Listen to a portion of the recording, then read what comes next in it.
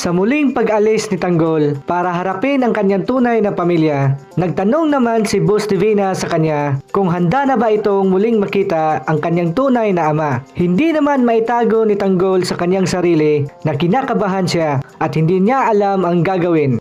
Tanggol, handa ka namang makaharap uli ang tatay mo. Hindi ko nga po alam, boss.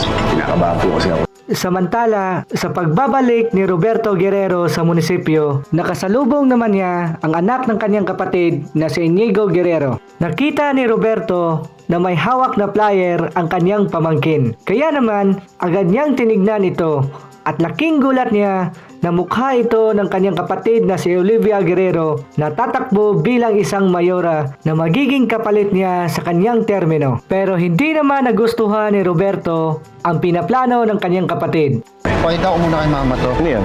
Kasi may mami mo. Agad namang pinuntahan ni Roberto ang kanyang kapatid na si Olivia para kumprontahin. Diretsahang tinanong ni Roberto ang kanyang kapatid na si Olivia kung bakit ito pinangungunahan ang desisyon ng kanilang ama. Pero katwira naman ni Olivia na pinangakuan siya ng kanilang ama na siya ang papalit bilang mayora pagkatapos ng termino ng kanyang kapatid na si Roberto. Anak ko ng papa that after your third term, ako ang pauupuin ng pamilya bilang mayor. At dahil hindi na magkaintindihan ang dalawang magkapatid na si Olivia at Roberto, mas lalong uminit ang tensyon ng dalawa. My dear, no brother, I know how to play dirty.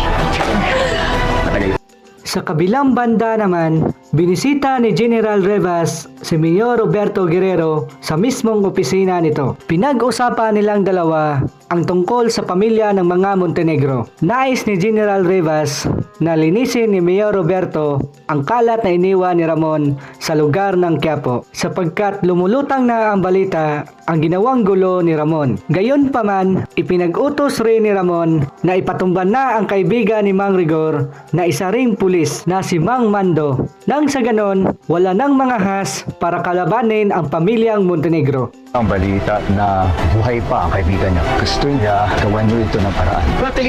Wala namang magagawa si Mayor Roberto kung hindi sundin ang utos ni Ramon dahil malaki ang pakinabang sa kanila ni General Rivas ang pamilyang Montenegro. Kaya naman, kinausap ni Roberto ang bagong hepe ng Inleia na ang taong isang pulis na malakas ang loob na kalabanin si Ramon. Ngunit nagdalawang isip naman si Hepe sa gustong mangyari ni Roberto. Dahil sa pagkakaalam ni Hepe, maraming kakamping pulis rin si Mang Mando na gusto nang ipakulong si Ramon Montenegro sapagkat marami na itong pulis na napatumba. Nung patay niya ang taong yan. Pero Mayor, marami po sa mga kasama ko na namatay dahil sa...